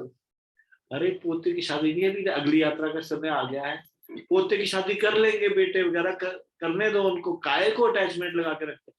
इस समय तो ज्यादा डिटैचमेंट की जरूरत है, और वो उतना ज्यादा अटैचमेंट बढ़ा रहे, हर समय पोते के साथ ही लगे रहेंगे। नहीं, उनके जाने के लक्षण है भगवत धाम, कहाँ से वो पोते पोते में ही अटैचमेंट रहती, कहाँ पे। मैं एक माता जी को जानता हूँ, वो घनाटी के रहने वाली थी, दिल्ली में शादी होगी बहुत पहले, अब तो इस संसार में नहीं रही बेचारी, पर वो 11-12 साल की होगी, पहले जल्दी शादी हुआ करते थे, जब शादी होगी तो हिमाचल की है ही नहीं, लेकिन वहां सब उनको जानते थे शिमला वाली माता जी, इस शिमला से है। तो फिर एक किसी ने उनको बताया शिमला का एक लड़का यहाँ पे रहता है, मंदिर में आता है, वो भी मंदिर में आता है। तो फिर मेरे को भी किसी ने बताया वो शिमला वाली माता जी से मिले आप। मैंने कहा शिमला वाली माता जी कौन? तो फिर पता चला, फिर उन्होंने वो शिमला का तो कुछ रहा नहीं, वो तो दिल्ली की बन गई। उनके पति ने शरीर जब छोड़ा तो उसके बाद उन्होंने निश्चय किया कि अब क्यों ना वृंदावन में बिताया जाए बाकी समय। तो जो है ना, घर के जो बच्चे थे वो नहीं चाहते थे कि वृंदावन में अभी बूढ़ी है, कहीं कुछ हो जाएगा, कौन देखभाल करेगा। तो उन्होंने अपना सामान लगेज पैक किया वृंदावन जाने के लिए, rest of the life Vrindavan में पेंशन उनको मिलती थी अपने हस्बैंड के, कोई प्रॉब्लम नहीं थी मनी वाइज, और मकान उनको छोड़ दिया, ठीक है किराया खुआ आ रहा है तुम लोग करो। तो उनके बेटे ने अपने बच्चों को सिखाया कि दादी को वृंदावन नहीं जाना देना। तो जिस दिन वो तैयार होके जाने को थी, वो बच्चे आगे एक टांग में एक चिपक गया, दूसरी टांग में दूसरा चिपक गया, दादी रोने लगे, मत जाओ मत जाओ। तो दादी ने सोचा ये क्या किया जाए, तो उन्होंने बोला ठीक है अच्छा दादी नहीं जा रही, सामान सुन अंदर रख दिया, है ना, नहीं जा रही दादी, ठीक है। तो कुछ दिनों में बच्चों की छुट्टियां हुई, हो गए अपने दादी के घर। दादी ने फिर से सामान चखा और फिर वो वृंदावन चली गई। मैं ये कहने का मतलब क्या है, मैं ऐसे नहीं बोला कि आप भी सब सामान चको और चलो वृंदावन, ये नहीं कहने का मतलब। कहने का मतलब ये है कि अटैचमेंट, उनको समझ है इस चीज की, ये अटैचमेंट बांधने वाली है। अच्छा लगता है, तोतली भाषा किसको नहीं अच्छा लगता, बच्चे ऐसे तोतली भाषा में बोलते हैं, मीठा बोलते हैं, कितना अच्छा लगता है। लेकिन ये अटैचमेंट बंधना थोड़ी नहीं है, उनके मम्मी पापा को रखने दो ना थोड़ा सा ध्यान। अब दादी को थोड़ा सा सोचना चाहिए, दादा और दादी को अगली यात्रा के विषय में सोचना चाहिए। उनको ये नहीं रहना चाहिए कि बस एक ही इच्छा रह रही है मन में, बस पोते की शादी नहीं हो पाई, पोते की शादी देखने के लिए दोबारा जन्म लेना पड़ना, क्या फायदा, फिर सारी भक्ति धरी धराई रह जाएगी, फिर वापस आना पड़ेगा। भक्ति तो की थी, भगवान ने बोला लेकिन तुम्हारी इच्छा रह गई है कि तुम जाओ पोते की शादी देख के आओ। या इस जन्म में नहीं देख पाए तो अगले जन्म में फिर से पोते हो, फिर से देख। अतः अर्जुन को क्षत्रिय धर्म निर्वाह में दृढ़ रहने के लिए कहा जा रहा है। भले ही स्वजनों या अन्य प्रिय व्यक्तियों के साथ युद्ध करना कितना भी दुष्कर क्यों ना हो, भगवान चैतन्य ने 24 वर्ष की अवस्था में संन्यास ग्रहण कर लिया। यद्यपि उन पर आश्रित उनकी तरुण पत्नी तथा वृद्धा मां की देखभाल करने वाला अन्य कोई न था, तो भी उच्च आदर्श के लिए उन्होंने संन्यास ग्रहण किया और अपने कर्तव्य पालन में स्थिर बने रहे। भव बंधन से मुक्ति पाने का यही एकमात्र उपाय है। क्या संन्यास ग्रहण करना? नहीं, संन्यास ग्रहण नहीं कहने का मतलब ये है, समझने की बात, इस संसार में अटैचमेंट को त्याग देना। स्त्रियों के लिए सन्यासी बनने की संस्कृति नहीं है शास्त्रों में। ये जो आप महामंडलेश्वर देखते हो ना, एक त्रिशूल धारण करके बड़े बड़े रथ के ऊपर, ये शास्त्रों का पालन नहीं कर रहे। इसका मतलब स्त्रियों के लिए बताया गया गृहस्थ आश्रम, जब बचपन में हो तो पिता के संरक्षण में रहे, जब बड़ी हो जाए तो पति के संरक्षण में, और जब बूढ़ी हो जाए तो बेटे के संरक्षण में। भगवान ने इतना उनको शक्तिशाली नहीं बनाया, उनके अंदर अलग अलग योग्यता है। स्त्री के अंदर अलग योग्यता है, पुरुष के अंदर अलग योग्यता है। पेशेंस के मामले में या फिर इंटरनल स्ट्रेंथ स्त्रियों में ज्यादा होती है, एक्सटर्नल स्ट्रेंथ पुरुषों में ज्यादा होती है। पुरुषों के अंदर शारीरिक शक्ति ज्यादा है और मानसिक शक्ति माताओं के अंदर ज्यादा है ना। पेशेंस भी, धैर्य भी ज्यादा। एक पिताजी को 6 महीने का बच्चा पकड़ा दो रोते हुए, उसके बाद देखो कितना चुप करा सकते हैं। झल्ला के थोड़ी देर बाद उसके बाद उसकी माँ को ढूंढेंगे, माँ का है, तो परेशान हो जाएगी ये बच्चे को कैसे चुप कराया जाए। माँ बड़े पेशेंटली आराम से उसको चुप करा सकते। सबकी अपनी अपनी। अब स्त्रियों के लिए आजकल उल्टा काम होने लगे। इस समाज में बोल रहे हैं स्त्री और पुरुष बराबर है, गलत बोल रहे हैं ये लोग, पागल है। वो बोल रहे हैं कि स्त्रियों को किसमें जाना चाहिए, आर्मी में, इन्फेंट्री में। इन्फेंट्री में, आर्मी में, मतलब बॉर्डर पे अगर मान लो कोई स्त्री लड़ रही है, और जैसे अभी पिछले दिनों एक पायलट पाकिस्तान में उनके चंगुल में आ गया था, क्या नाम, अभिनंदन। अगर मान लो अभिनंदन को भी आंखों में पट्टी बांध के कुछ उसको क्षत थोड़ा तो उसको, अगर मान लो ऐसा कोई स्त्री पायलट हो, वो फंस जाए ऐसे चंगुल में, तो उसका क्या हालत बना देंगे, वो वैसी शक्तिशाली नहीं। तो जिसका काम शास्त्रों में काम बताया गया है, पुरुषों का क्या कार्य है, स्त्री का क्या कार्य है, वैसे भगवान के द्वारा निर्देशित ये शास्त्र है, वैसे कार्य करना चाहिए। ना कि स्त्रियों को पुरुष का तरह करना चाहिए और पुरुषों को स्त्री की तरह। आजकल कथकली भरतनाट्यम पुरुष करने लगे हुए, बताइए। उसके बाद उनसे, हमारे कॉलेज में एक लड़का पढ़ता था, है ना, वो भरतनाट्यम का एक्सपर्ट था। फिर उससे बात करके थोड़ी देर बाद थोड़ा सा ऐसे लगने लगता था, किससे बात कर रहे हैं, तो ये लड़का है या लड़की, मतलब बातचीत करते हुए गर्दन ऐसे झटके लगते। किसने बोला भैया भरतनाट्यम करो, तुम लड़कियों का डांस सीखो, किसने? तो और बहुत सारे पुरुष वाले काम है वो करने। और स्त्रियों को पुलिस में या फिर आर्मी में भेजने के लिए अपनी जिंदगी खराब हुई है। एक बार टीवी में इंटरव्यू चल रहा था, वो बॉर्डर पुलिस थी क्या, आईटीबीपी, उसमें किसी पोजीशन में थी। तो उसने बोला कि आपको तो बड़ी मेहनत करनी पड़ी होगी। फिर उसने बोला कैसे उसने जिंदगी भर संघर्ष किया, बच्चे पैदा हुए, कैसे वो संभाल नहीं पाई, वो बॉर्डर में थी।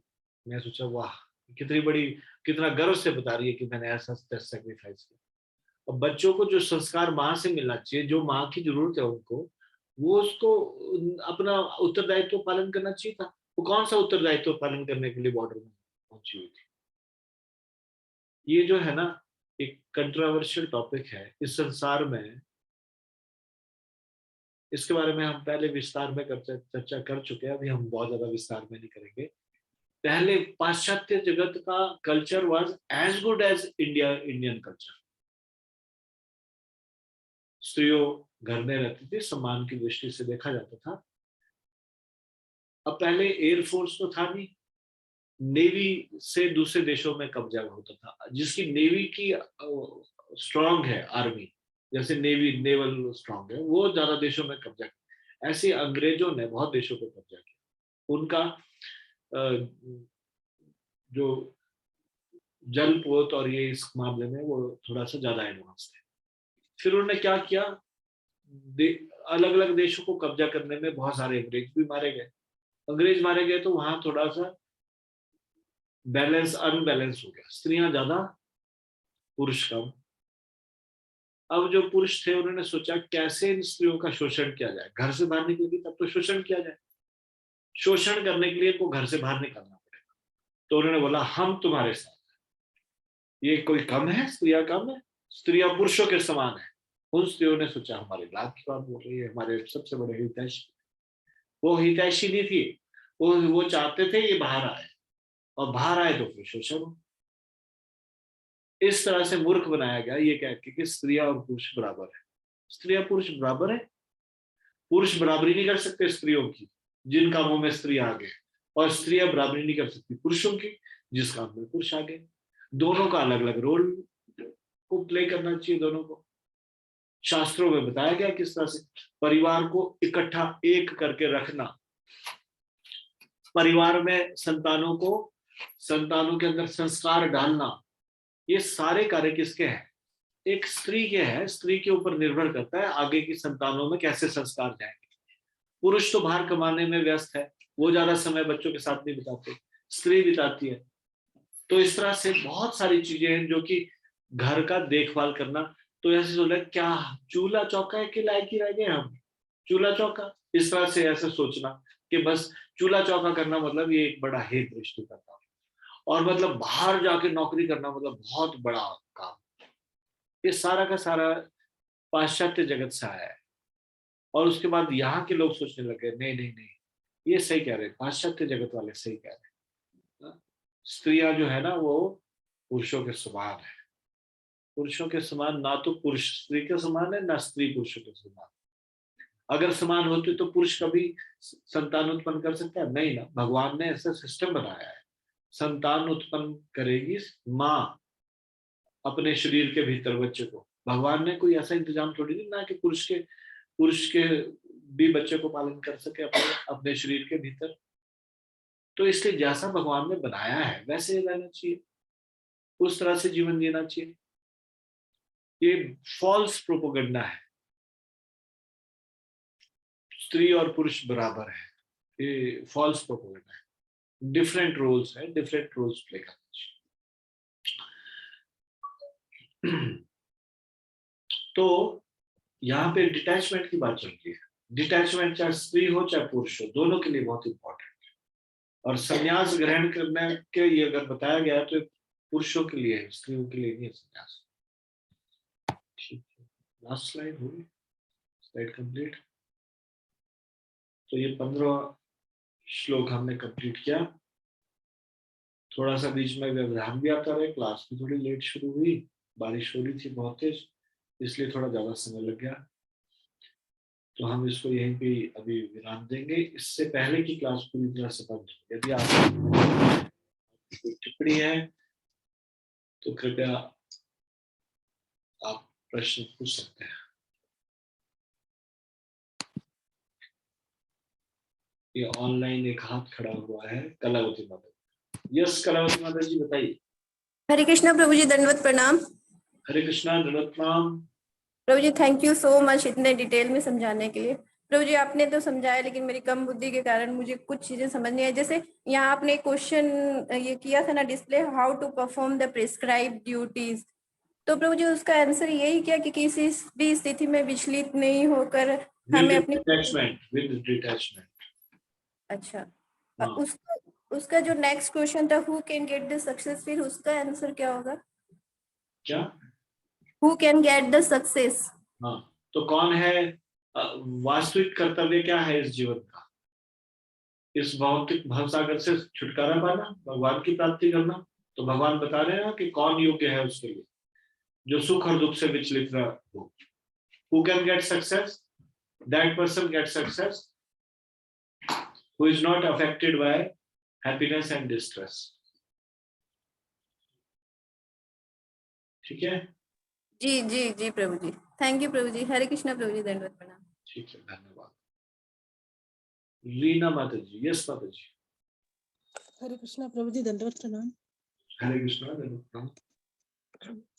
प्रभु जी मुझे ये जानना है प्रभु जी कि जैसे हमारा मन हमेशा अपनी बॉडी की डेवलपमेंट में लगा रहता है, तो हम ऐसा क्या करें जो हमारा मन अपने सोल के फर्दर डेवलपमेंट में लगा रहा है प्रभु जी। हरे कृष्णा प्रभु जी, दंडवत प्रणाम।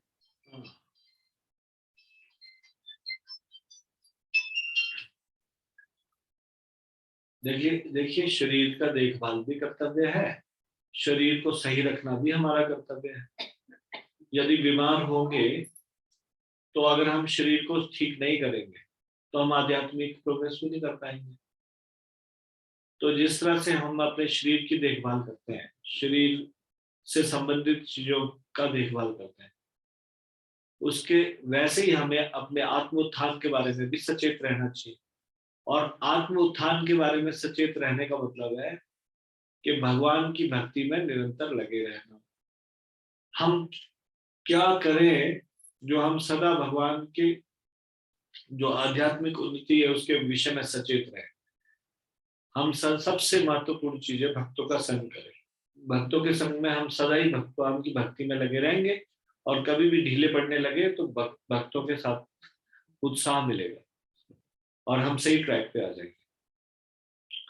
सबसे महत्वपूर्ण विषय, सबसे बहुत सारी एक्टिविटीज है एक भक्त को करनी चाहिए, उनमें सबसे ज्यादा महत्वपूर्ण एक्टिविटी पता है क्या है?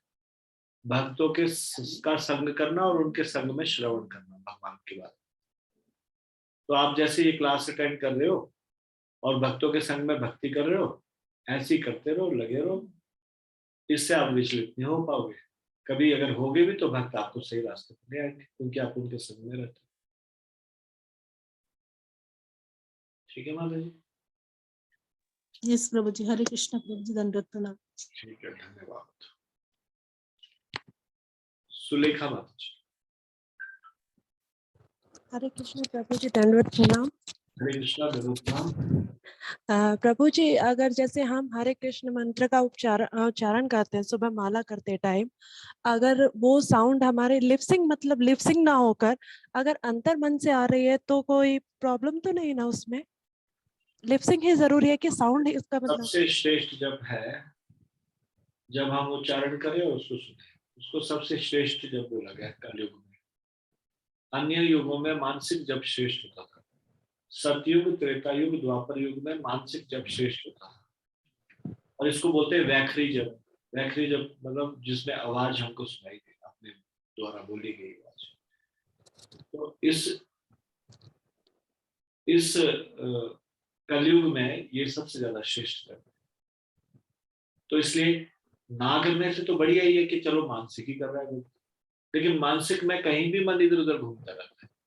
और जब वैखरी जप होता है या फिर जब हम जोर से बोल के जप करते हैं तो हमारा मन कहीं इधर उधर जा ही नहीं पाता, फिर उसको सुनने में लग जाता है हम क्या बोल रहे हैं।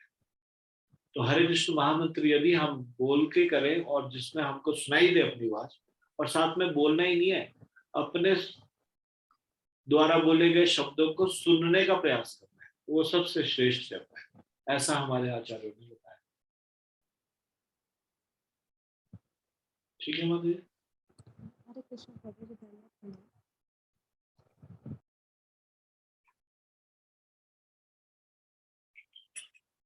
और किसी का कोई प्रश्न तो नहीं है आज की चर्चा में से या अन्य किसी तरह से?